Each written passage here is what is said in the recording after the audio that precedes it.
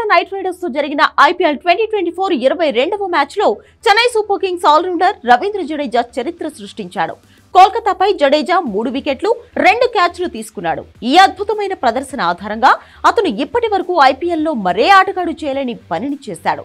Chennai allrounder ఐపీఎల్లో 1000 పరుగులు, 100 వికెట్లు, 100 క్యాచ్లు సాధించి ఈ ఘనత సాధించిన తొలి క్రికెటర్గా నిలిచాడు. తొలుత బ్యాటింగ్ కు దిగిన కేకేఆర్ ను జడేజా తన భీకర బౌలింగ్ తో 9 వికెట్లకు 137 పరుగులకే పరిమితం చేశాడు. జడేజా 4 ఓవర్లలో 18 పరుగులిచ్చి 3 వికెట్లు పడగొట్టాడు.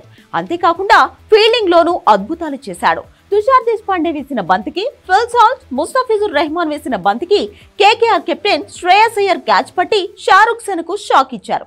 కోల్కతాపై జడేజా తన తొలి ఓవర్లోనే రఘువంశీ, సునీల్ నరేన్లను అవుట్ చేశాడు. ఒక్కో ఓవర్లో కేకేఆర్ వెన్ను విరిచాడు.